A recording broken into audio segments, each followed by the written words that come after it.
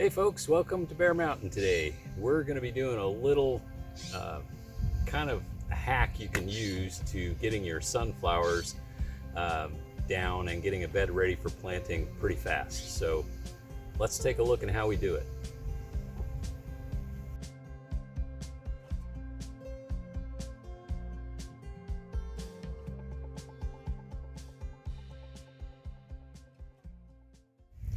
Okay, one of the things that a lot of folks who raise flowers, sunflowers has always been kind of a difficult thing to transition from one crop to the next.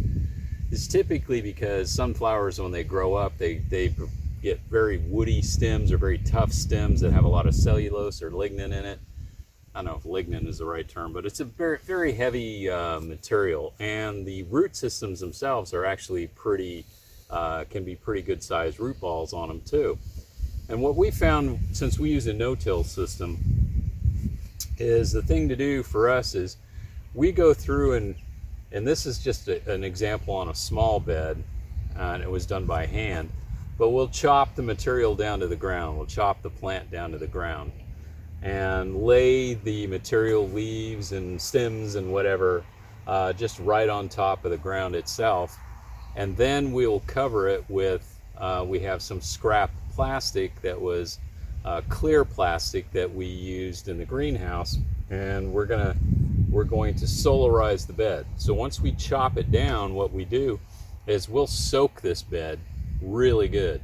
So if you were irrigating, you would want it so that the soil is not saturated to the point where it's got standing water on it, but what you want is you want that soil to be very well to, I guess, field capacity is the right term, that it have quite a bit of moisture in it.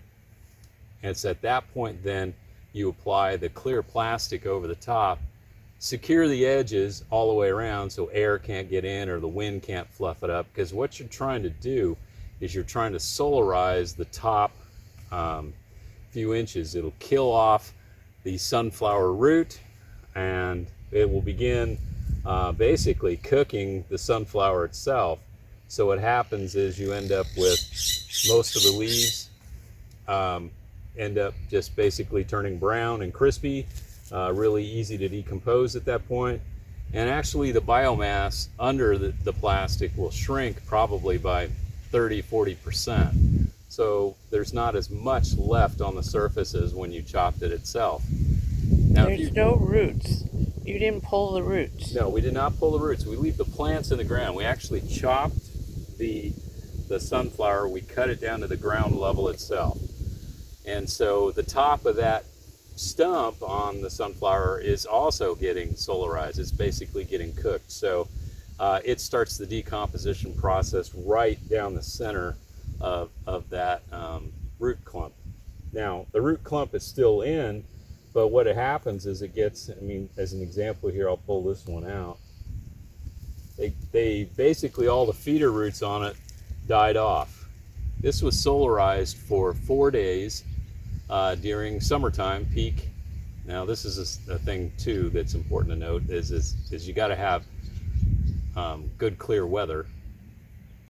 So when we solarized this bed, we had a number of days where we were 85 to 90 degrees, so it went very fast. But as you can see, the root system basically began to decay off.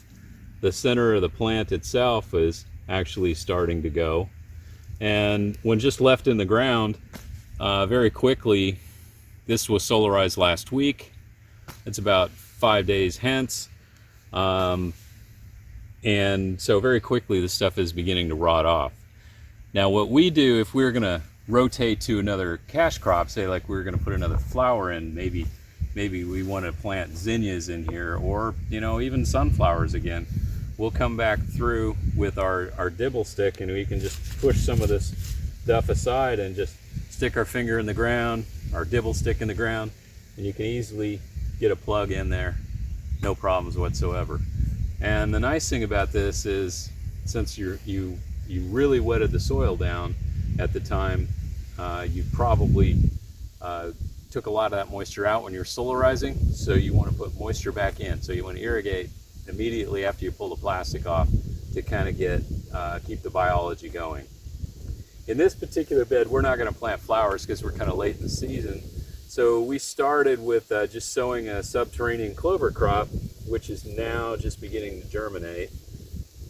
And that was just a surface sowing of it, and then we just kind of came through with a little rake, and we just kind of like, you know, just kind of made sure that it sunk down below so the birds can't see the seed.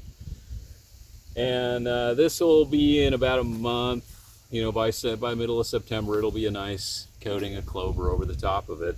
And this material will just continue to decompose away.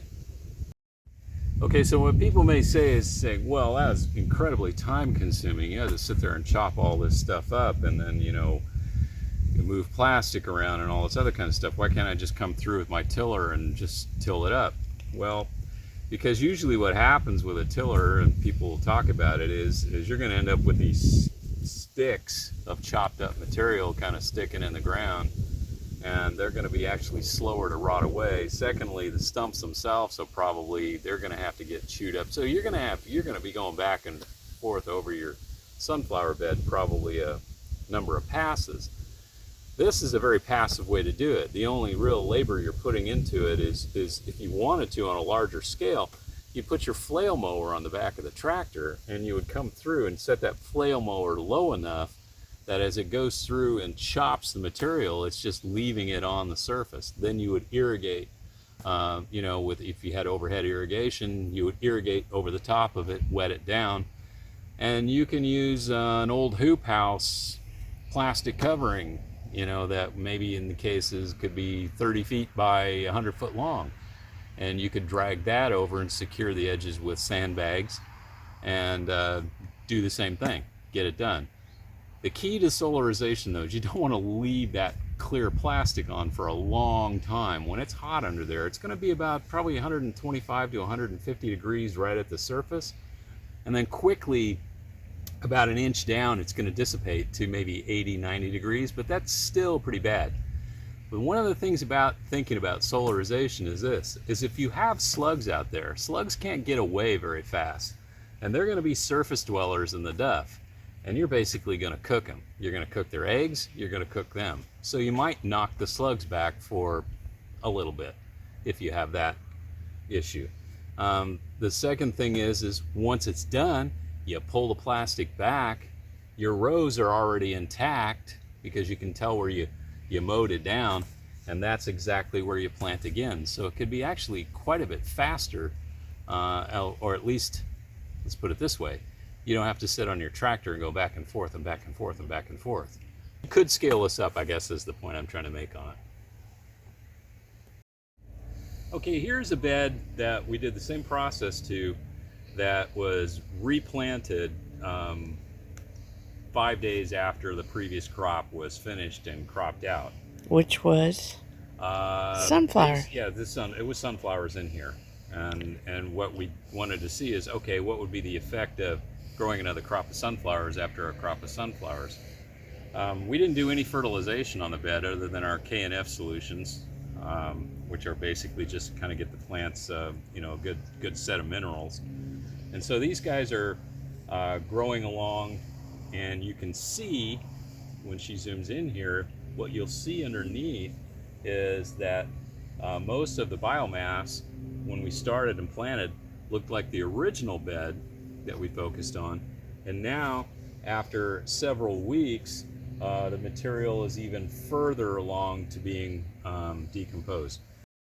So the material that was chopped before is decomposing away. We undersowed it with subterranean clover too, that will grow underneath the sunflowers as it's growing, and you can kind of see it's getting started. And it's actually fairly difficult to find a stump left. I did find one.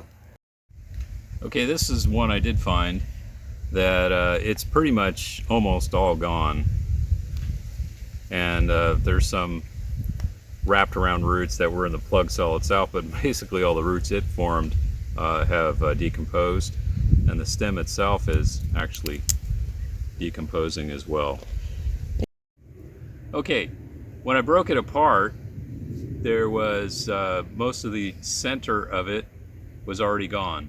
So these things are well on their way to disappearing, and by the time these sunflowers, one of them I got a little dirty here, are finished in mid-September, most all of the previous crop will be gone.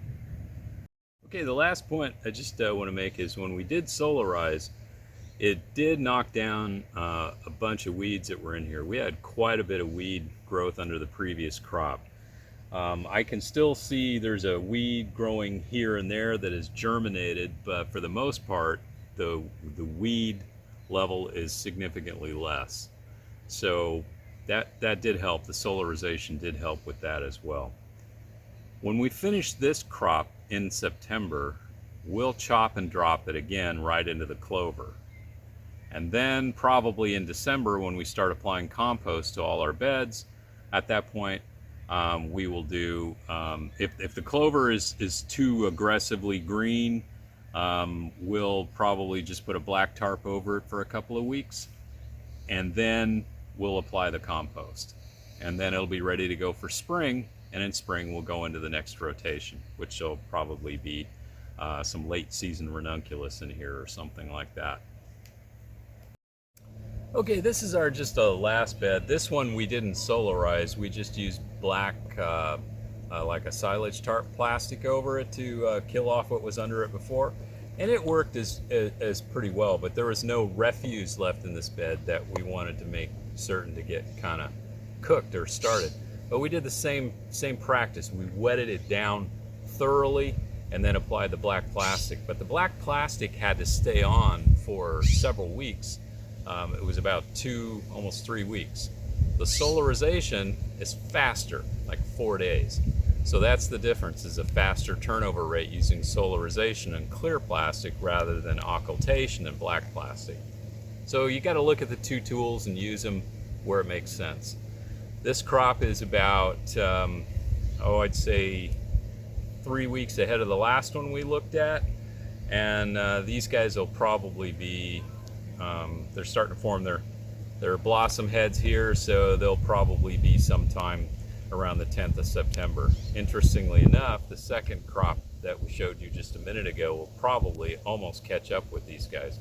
It's just a difference of varietal differences that enable some to kind of move along faster. So we just wanted to kind of give you some alternatives from a no-till perspective of how to take care of sunflowers once you harvest, and how to transition a bed over to the next crop or whatever you want to do. I want to thank you guys for joining us today, and hope this information helps you out. And so you all have a good day. Bye-bye. Bye.